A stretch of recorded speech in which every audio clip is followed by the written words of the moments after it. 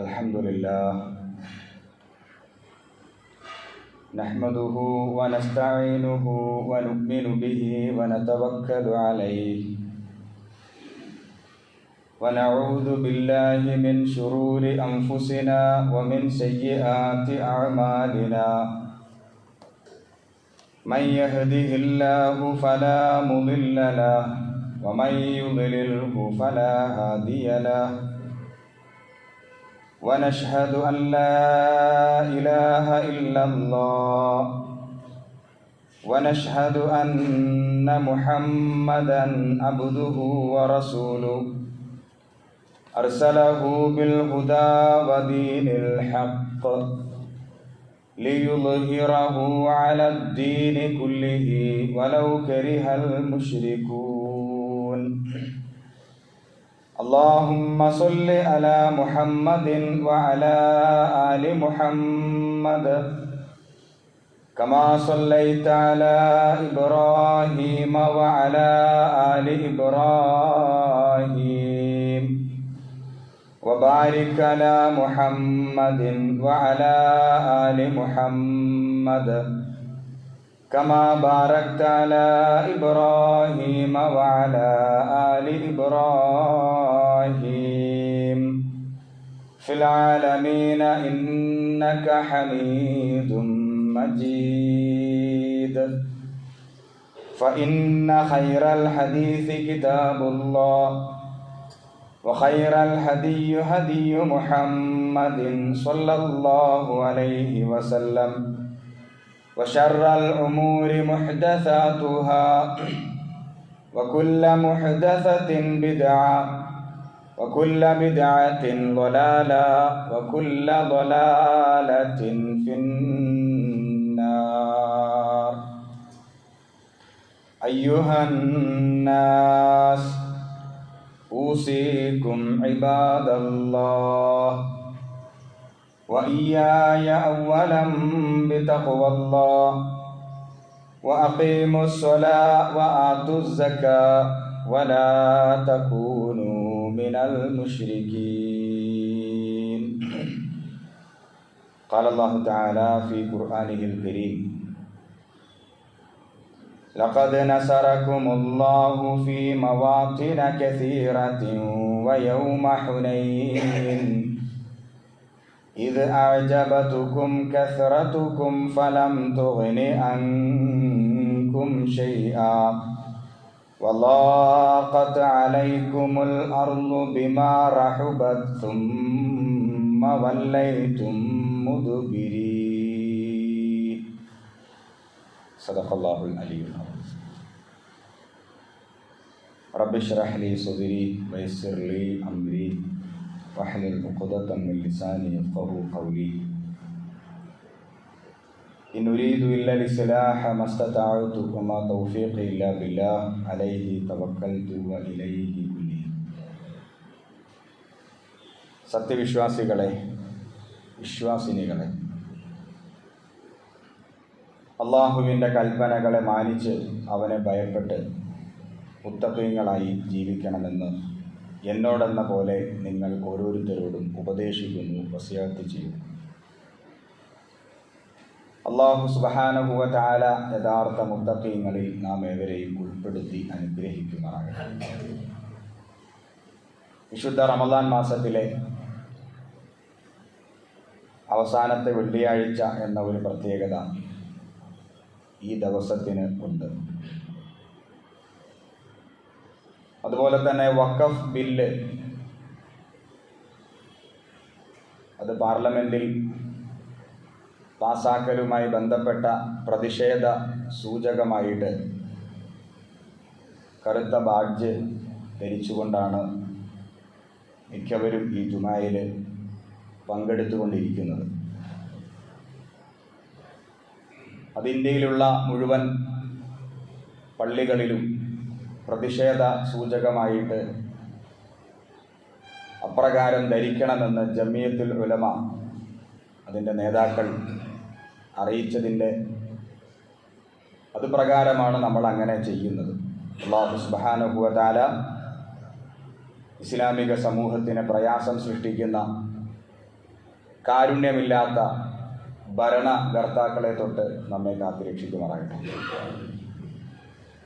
26 നോമ്പുകൾ പൂർത്തിയായി 27ാമത്തെ നോമ്പിലേക്ക് നമ്മൾ പ്രവേശിച്ചിരിക്കുന്നു. സാധാരണയായി 27ാമത്തെ നോമ്പിലേക്ക് പ്രവേശിക്കുമ്പോൾ റമദാൻ മാസം കഴിഞ്ഞ ഒരു പ്രതീതിയാണ് സൃഷ്ടിക്കപ്പെടാറ്. ഒരിക്കലും അങ്ങനെ സംഭവിക്കരുത്. ഇനിയുള്ള ദിവസങ്ങളും പ്രധാനപ്പെട്ടതാണ്. അള്ളാഹു നമുക്ക് വേണ്ടി വച്ചിട്ടുള്ള നന്മകളെ സ്വായത്തമാക്കാൻ തീർച്ചയായും നമ്മൾ ഇനിയും പരിശ്രമിക്കേണ്ടതുണ്ട്. ഈ സന്ദർഭത്തിൽ നമ്മുടെ എല്ലാ മനസ്സിൻ്റെ അകത്തുള്ളത് ഒരുപാട് അമലുകൾ ചെയ്തു, ഇതെല്ലാം അള്ളാഹു സ്വീകരിക്കുമോ, സ്വീകരിക്കണമേ എന്ന ഒരു പ്രാർത്ഥനയുടെ മനസ്സുമായിട്ടാണ് ഇപ്പോൾ നമ്മൾ ഇവിടെ ഇരിക്കുന്നത്. എന്നാൽ സ്വീകരിക്കുമോ എന്ന ഒരു ആശങ്ക തീർച്ചയായും നമുക്കുണ്ട്. ഒരു സത്യവിശ്വാസിയെ സംബന്ധിച്ചിടത്തോളം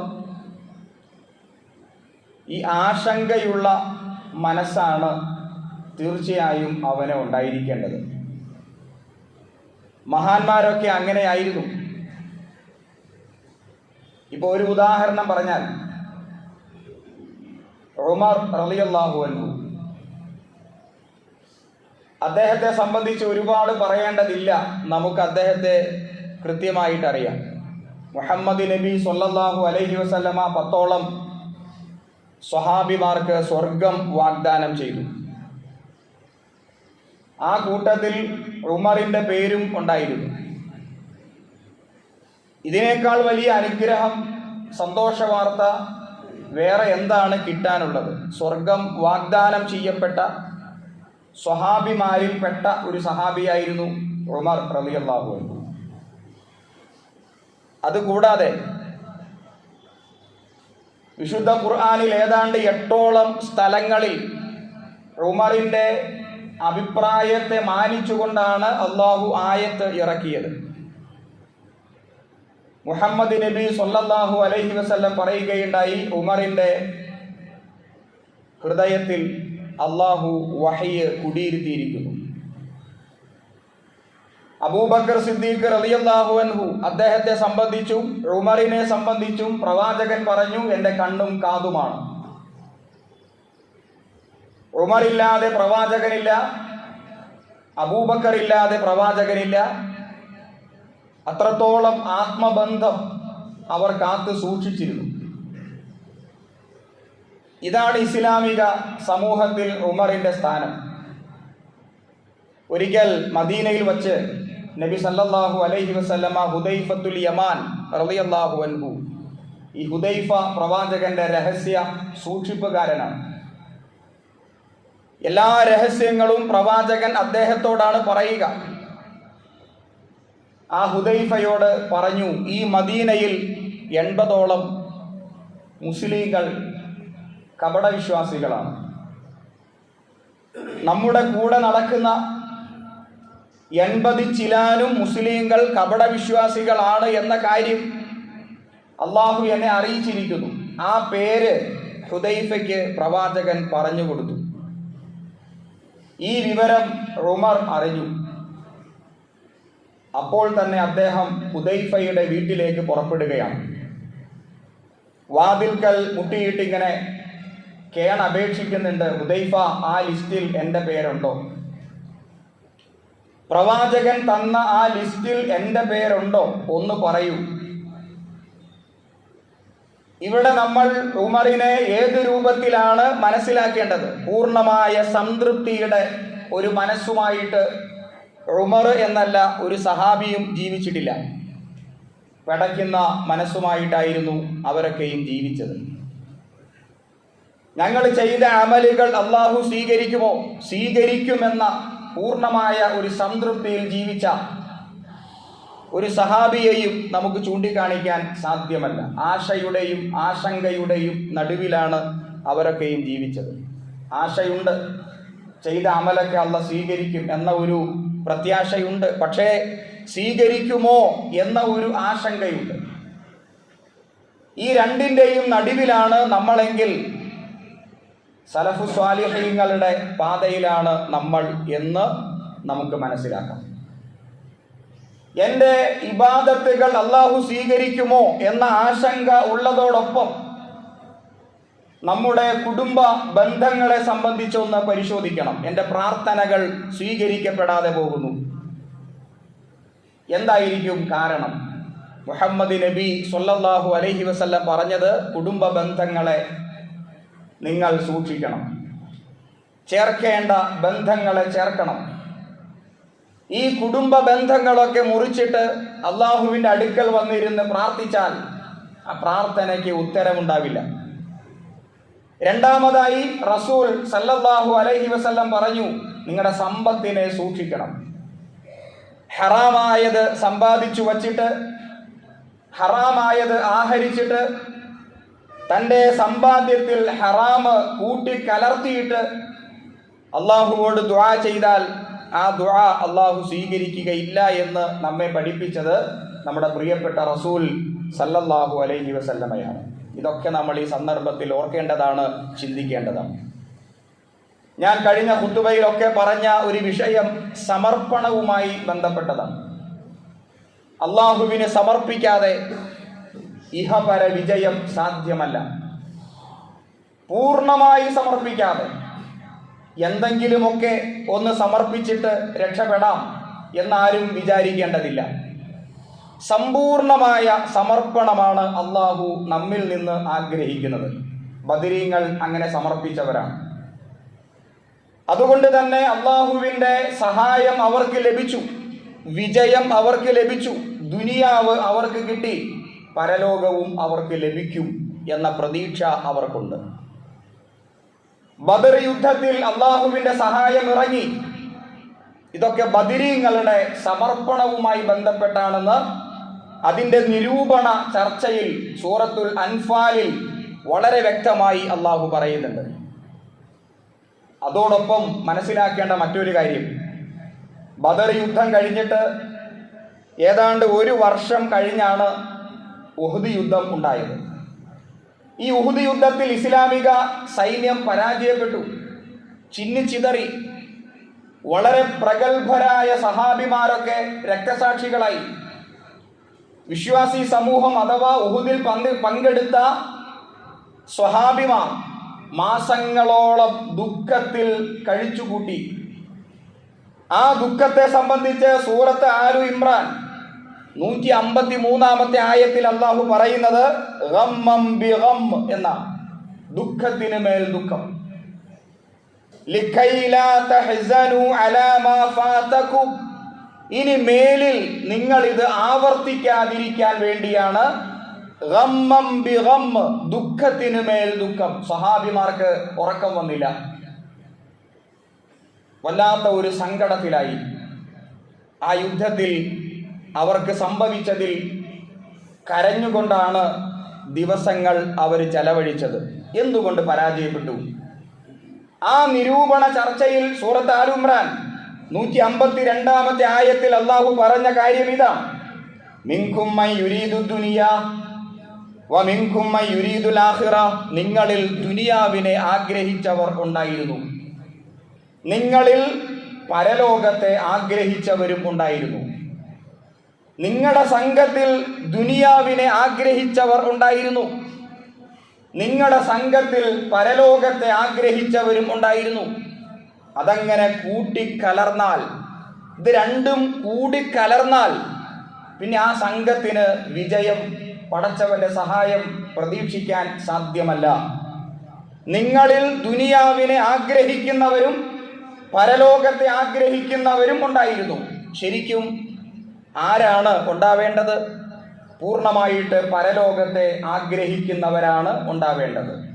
പൂർണ്ണമായിട്ട് അള്ളാഹ്ക്ക് സമർപ്പിച്ച മനസ്സുള്ളവരാണ് ഉണ്ടാവേണ്ടത്. ആ പൂർണ്ണമായ സമർപ്പണത്തിലാണ് പടച്ചവന്റെ സഹായം ലഭിക്കുക.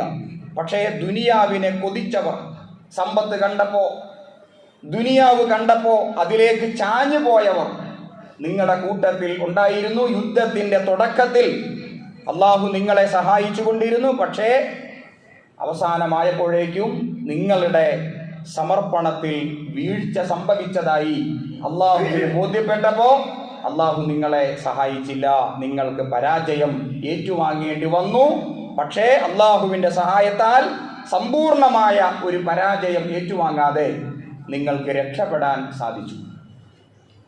ഈ ചരിത്രമൊക്കെ അള്ളാഹു പറയുന്നത് നമ്മൾ മനസ്സിലാക്കാൻ വേണ്ടിയിട്ടാണ്. അള്ളാഹു എപ്പോഴാണ്, എങ്ങനെയാണ് നമ്മെ സഹായിക്കുക? സമ്പൂർണമായി വിധേയപ്പെടുമ്പോൾ മാത്രമാണ്. ഇതേപോലെ തന്നെ മുഹമ്മദ് നബി സല്ലല്ലാഹു അലൈഹി വസല്ലം പങ്കെടുത്ത, അദ്ദേഹം നേതൃത്വം വഹിച്ച മറ്റൊരു യുദ്ധമാണ് ഹുനൈൻ യുദ്ധം. ഞാനിവിടെ ഓതിവെച്ച ആയത്ത് ആ യുദ്ധവുമായി ബന്ധപ്പെട്ട ആയത്താണ്.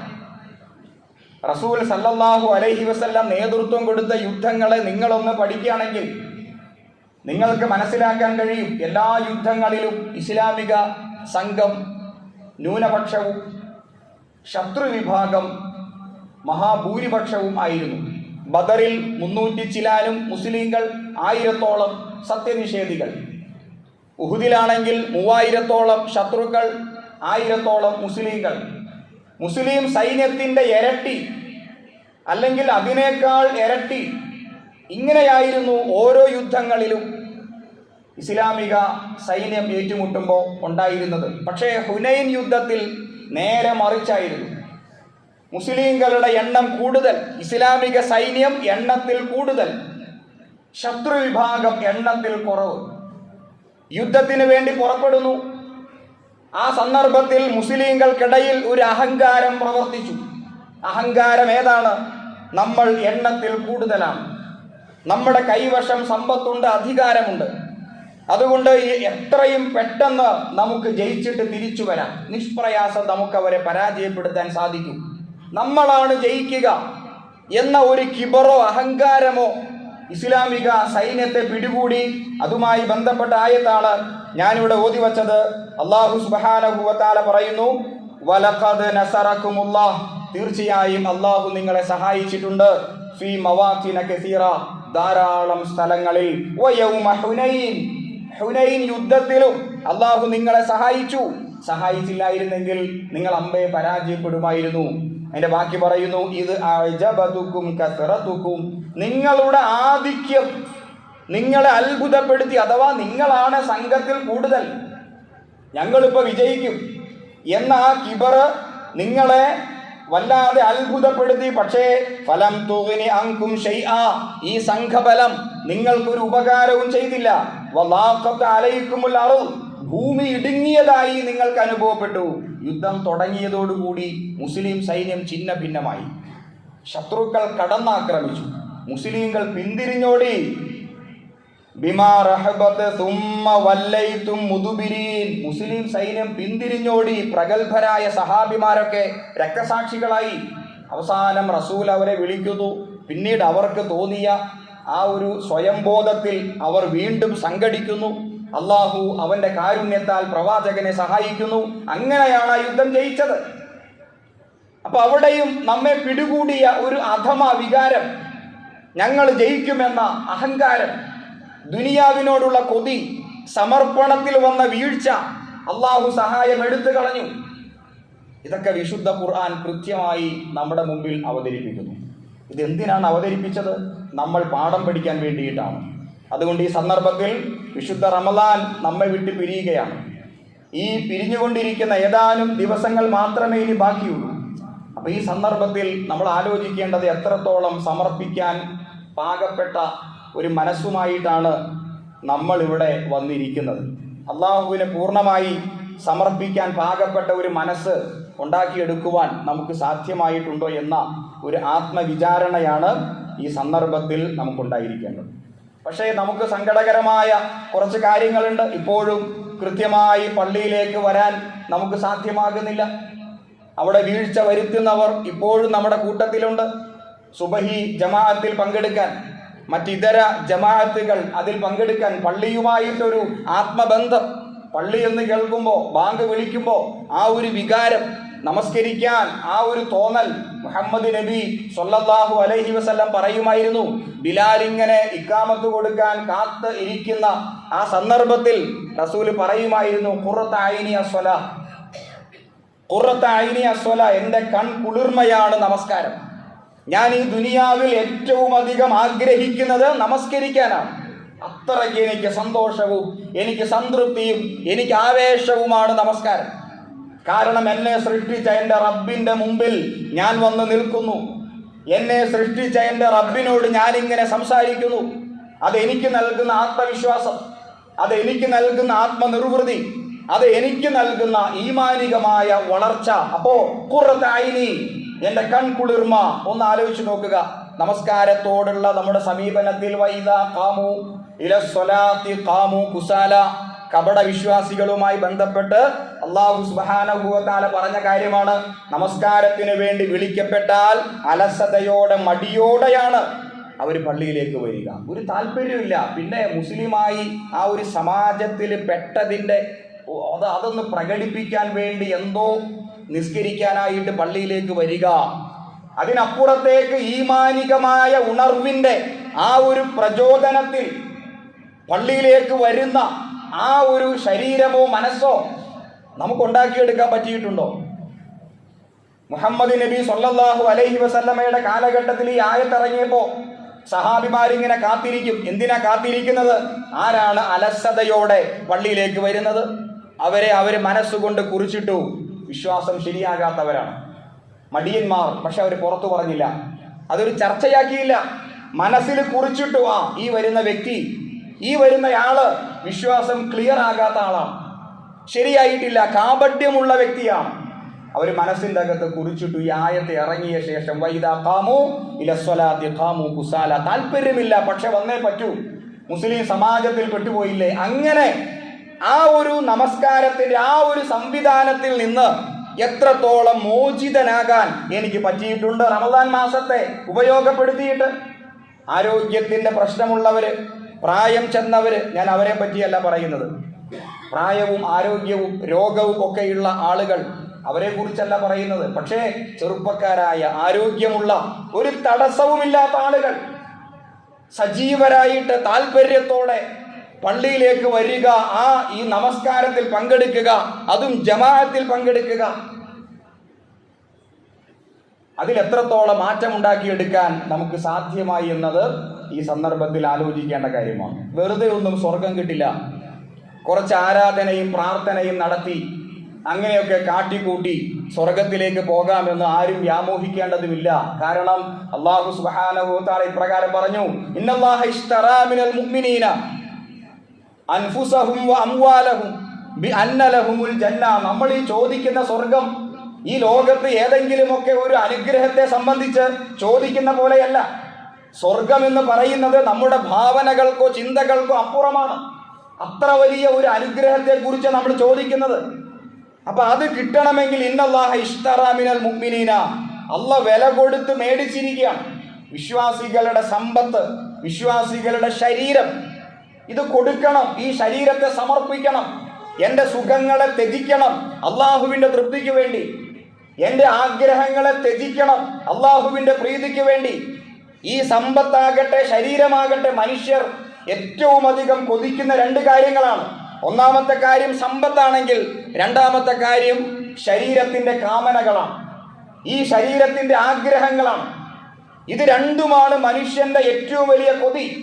ഒന്ന് സമ്പത്തിനോട്, രണ്ട് ഈ ശരീരത്തിന്റെ കാമനകൾ, ആഗ്രഹങ്ങൾ, താല്പര്യങ്ങൾ.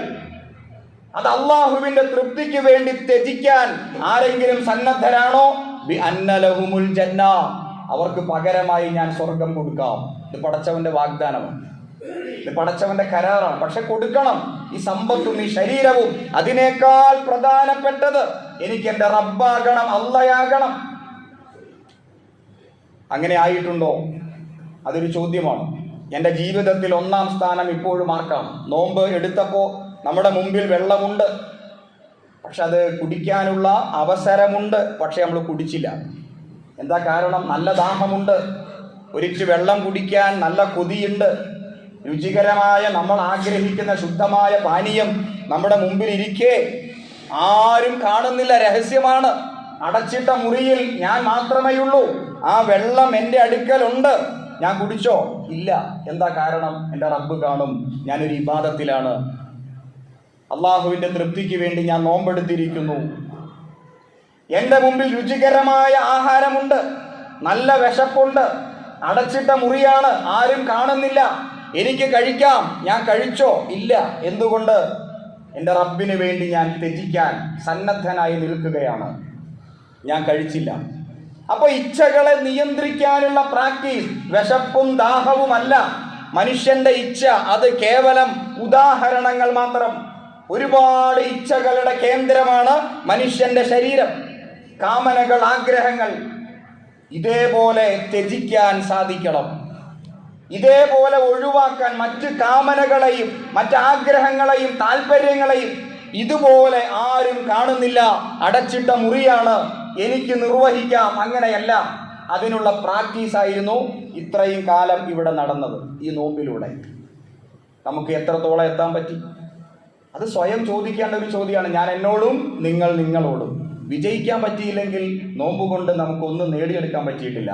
വിശുദ്ധ ഖുർആനിൽ അല്ലാഹു സുബ്ഹാനഹു വ തആല ഒരു ഉപമ പറയുന്നുണ്ട്, കേവലം ഒരു ഉപമയാണ്. സൂറത്തുൻ നഹലിലെ ആയത്താണ്. സൂറത്തുൻ നഹൽ 81-ാമത്തെ ആയത്തിൽ അല്ലാഹു സുബ്ഹാനഹു വ തആല പറയുന്നു, വലാ തകൂനു, നിങ്ങളാകരുത്, കല്ലതി നഖലത് അസ്ലഹ മിൻ ബഅദി ഖുവ്വത്തിൻ അൻകാസൻ തത്തഖിദൂന അയ്മാനക്കും. അതായത് ഒരു സ്ത്രീ അല്ലാഹു ഉദാഹരിക്കുക, ഒരു പെണ്ണിനെ ഉദാഹരിക്കുകയാണ്. ആ പെണ്ണാകട്ടെ മനോഹരമായിട്ട് തുന്നും.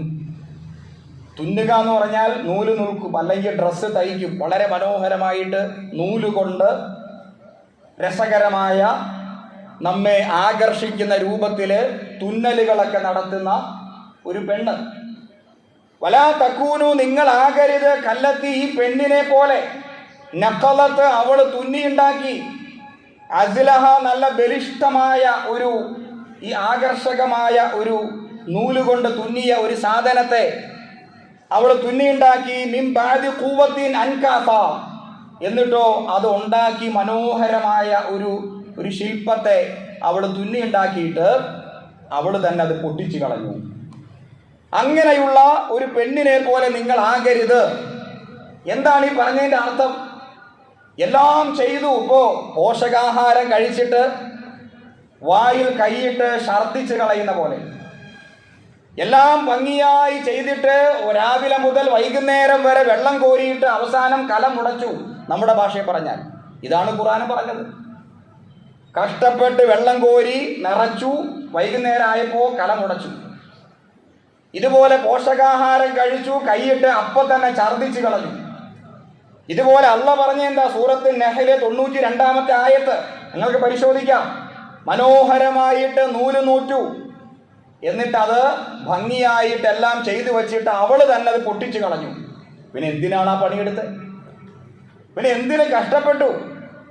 ഇത്ര ത്യാഗം സഹിച്ച്, സമയം കളഞ്ഞ്, ബുദ്ധിമുട്ടി, എല്ലാം മാറ്റി വച്ചിട്ട് എന്തിനാ പെണ്ണ് പണിയെടുത്തു? ഈ ഒരു ഇതുണ്ടായ സംഭവമല്ല, അള്ളാഹുവിൻ്റെ ഉപമയാണ്, അള്ളാഹു ഉദാഹരിച്ച് പറഞ്ഞ കാര്യമാണ്. അപ്പോൾ നമ്മൾ അതുപോലെ ആകരുത്. റമദാൻ മാസം തുടങ്ങി കഷ്ടപ്പെട്ട് നോമ്പെടുത്ത് തറാവീഹിന് വന്ന്, തഹജ്ജുദിന് വന്ന്, ഖുർആനൊക്കെ ഓതി, തൗബ ചെയ്ത്, കണ്ണീരൊലിപ്പിച്ച്, പ്രാർത്ഥിച്ച് ഒക്കെ ചെയ്തു. 27 രാവ് കഴിഞ്ഞ് ഇനിയിപ്പോൾ പെരുന്നാളിന് വേണ്ടിയുള്ള അലച്ചിലും പ്രയാസങ്ങളൊക്കെ ആയി, പെരുന്നാൾ ആഘോഷിച്ചു, ഇനി നിർത്താം, സമാധാനമായി ഇനി ഖുർആനൊക്കെ എടുത്തു വച്ച് പൊടി തട്ടി വച്ചു. അത് ഏത് അലമാരയ്ക്കകത്തു നിന്നാണോ എടുത്തത് അവിടെ തന്നെ കൊണ്ടുപോയി വച്ചു. ഇൻഷാ അല്ലാഹ് അടുത്ത റമദാനിൽ കാണാം. നിസ്കാരമൊക്കെ ഏതാണ്ടൊക്കെ നിർത്തി, പഴയ പോലെ, തോന്നിയ പോലെ, ഞാൻ പണ്ട് എങ്ങനെയായിരുന്നോ, റമദാന് മുമ്പ് ഞാൻ എങ്ങനെയായിരുന്നോ അതിനേക്കാൾ മോശമായിട്ട് ഇനി ജീവിക്കാം. ഇൻഷാ അല്ലാഹ് അടുത്ത റമദാൻ വരുമ്പോൾ കാണാം. അപ്പോഴൊക്കെ ഒന്നുകൂടി തൗബ ചെയ്യാം, ഇപ്പൊ കുറെ പാപം ചെയ്യാം. ഇതാണോ നിങ്ങളുടെയും എന്റെയും തീരുമാനം? അങ്ങനെ തീരുമാനിച്ചാണോ നമ്മൾ ഇവിടെ ഇരിക്കുന്നത്? അങ്ങനെയാണെങ്കിൽ കലമുടച്ചു, ഈ പെണ്ണിനെ പോലെയായി. ഒരു നേട്ടവുമില്ല, ഒരു ഉപകാരമില്ലാത്ത നോമ്പ്. ഞാൻ പലവട്ടം നമ്മൾ കേട്ട ഒരു ഹദീസാണെങ്കിലും ഒന്നുകൂടി പറയാം. എത്രയെത്ര നോമ്പുകാരുണ്ട് വെറുതെ പട്ടിണി സഹിച്ചു എന്നതല്ലാതെ ഒരു നേട്ടവും അവർക്കുണ്ടായിട്ടില്ല. എത്രയെത്ര നമസ്കാരക്കാരുണ്ട് വെറുതെ ഉറക്കം കളഞ്ഞ് കഷ്ടപ്പെട്ട് കാല് വേദനിച്ചു എന്നതല്ലാതെ ഒരു നേട്ടവും ഉണ്ടായിട്ടില്ല. പ്രിയമുള്ളവരെ, നമ്മൾ നേടിയ ഈ പ്രാക്ടീസ്, ഈ ഈമാനികമായ ചൈതന്യം നമുക്ക് ജീവിക്കാനുള്ള കരുത്താണ്. നമ്മളിനി പുറത്തേക്ക് ഇറങ്ങാൻ പോവാണ്. ഇത്രയും കാലം പള്ളിയിൽ അടയിരുന്നു, ഇഅ്തികാഫിരുന്നു, ഓതി തൗബ ചെയ്ത് കരളും ഹൃദയമൊക്കെ ശുദ്ധീകരിച്ച് നമ്മൾ പുറത്തേക്ക് ഇറങ്ങുക. നമ്മളിപ്പോൾ നല്ല പരിശുദ്ധരായ ഈമാനിന്റെ തിളക്കമുള്ള യഥാർത്ഥ മുഅ്മിനീങ്ങളായി മാറിയിരിക്കുന്നു. ഈ കരുത്തോടുകൂടി ഒരു മാതൃക യോഗ്യരായ വിശ്വാസികളായി നമ്മൾ പുറത്ത് ജീവിക്കണം. നമ്മുടെ കുടുംബത്തിൽ അതിൻ്റെ വെളിച്ചമുണ്ടാകണം. നമ്മുടെ സ്വകാര്യമായ ജീവിതത്തിൽ അതിൻ്റെ തിളക്കമുണ്ടാകണം. നമ്മുടെ കച്ചവടത്തിൽ അത് പ്രതിഫലിക്കണം. നമ്മുടെ കുടുംബ ദാമ്പത്യ ജീവിതത്തിൽ അത് പ്രകടമാവണം. നമ്മുടെ സാമൂഹ്യ ജീവിതത്തിൽ മറ്റുള്ളവർക്കത് കാണാൻ സാധിക്കണം. ഇനി എവിടെയാണ് നമ്മൾ ജീവിക്കുന്നത്, അവിടെയൊക്കെ ഒരു മനുഷ്യന്റെ ജീവിതം ഏതെങ്കിലും ഒരു മൂലയിൽ അവസാനിക്കില്ല. പരന്നു കിടക്കുന്ന വിശാലമായ ജീവിത മേഖല അവനുണ്ട്. അവൻ എവിടെയൊക്കെ പ്രവേശിക്കുന്നു അവിടെയൊക്കെ ഇസ്ലാമിന്റെ തിളക്കം അവനും മറ്റുള്ളവർക്കും അനുഭവിക്കാനും കാണാനും കഴിയുമ്പോഴാണ് നമ്മുടെ നോമ്പ് യഥാർത്ഥ ലക്ഷ്യത്തിലേക്ക് എത്തുക. അല്ലെങ്കിൽ എത്തില്ല. അതിന് നോമ്പ് മാത്രമല്ല, എല്ലാ ഇബാദത്തും അങ്ങനെയാണ്, നമസ്കാരവും അങ്ങനെ തന്നെയാണ്. അതെല്ലാം ഒക്കെ ഞാൻ നിർത്തി ഇനി ഇൻഷാ അല്ലാഹ് ഇനി എൻ്റെ പഴയ ജീവിതം. പണ്ട് തോന്നുമ്പോൾ സെല്ലിയായിരുന്നു. പണ്ട് ഞാൻ സുബഹി കണ്ടിട്ടില്ല, ഇപ്പൊ റമദാൻ ആയപ്പോൾ ഒന്ന് കണ്ടു തുടങ്ങി. പണ്ട് എനിക്ക് ദിക്റോ പ്രാർത്ഥനയോ ഉണ്ടായിരുന്നില്ല, റമദാൻ ആയപ്പോൾ കുറച്ചൊക്കെ ഉണ്ടായി. ഇനിയൊക്കെ നിർത്താം പഴയ പോലെ. പിന്നെ എന്തിനായി പണിയെടുത്ത്, പിന്നെ എന്തിന് കഷ്ടപ്പെട്ടു? അതിൻ്റെ ആവശ്യമുണ്ടായിരുന്നില്ല. അതുകൊണ്ട് വളരെ ഗൗരവത്തിൽ നമ്മൾ എടുക്കേണ്ട ഒരു തീരുമാനം, ഞാൻ നേടിയ ഈ കരുത്ത്, ഈ ഈമാനിന്റെ ചൈതന്യം ഇത് ചോർന്നു പോകാനേ പാടില്ല. അതിനെ മുറുകെ പിടിക്കണം. ലഅല്ലകും തത്തഖൂൻ. ഈ ആയത്ത് കേട്ട് കേട്ട് നമ്മുടെ കാത് മരവിച്ചു. കാരണം നോമ്പ് റമദാൻ മാസം വന്നാൽ ഈ കുത്തിബ അലൈക്കും സിയാം എന്ന ആയത്താണ് കേൾക്കുക. പക്ഷെ അതിങ്ങനെ കേട്ടാലും കേട്ടാലും പറഞ്ഞാലും തീരില്ല. അത് പറയേണ്ട ആയത്താണ് തഖ്വ. ഈ തഖ്വ ഇല്ലെങ്കിൽ വിജയിക്കില്ല. അതുകൊണ്ട് അതിങ്ങനെ പറയുന്നത്. അതുകൊണ്ട് പ്രിയ സഹോദരങ്ങളെ, ഞാനും നിങ്ങളുമൊക്കെ ഈ അവസാന റമദാൻ മാസത്തിൽ ഒരു തീരുമാനം എടുത്തിട്ടേ പുറത്തേക്ക് പോകാൻ പാടുള്ളൂ. കിട്ടിയ ഈമാൻ കാത്തു സൂക്ഷിക്കും, വിശുദ്ധിയോടെ ജീവിക്കും. ഈ നോമ്പ് സ്വീകരിക്കപ്പെടാൻ തക്ക അമലുകൾ നഷ്ടപ്പെടാത്ത ദുഷിച്ച കർമ്മങ്ങൾ ചെയ്യാതെ എൻ്റെ ഇച്ഛകളെ ഞാൻ നിയന്ത്രിക്കും എന്ന ഒരു പ്രതിജ്ഞ എടുത്തിട്ട് ഞാനും നിങ്ങളും ഇന്നേ ദിവസം, വെള്ളിയാഴ്ച ഈ ദിവസം പുറത്തേക്ക് പോകാൻ പാടുള്ളൂ. അള്ളാഹു തൗഫീഖ് ചെയ്യുമാറാകട്ടെ, അനുഗ്രഹിക്കുമാറാകട്ടെ. വാഖിർ ദഅവതി അനിൽ ഹംദുലില്ലാഹി റബ്ബിൽ ആലമീൻ.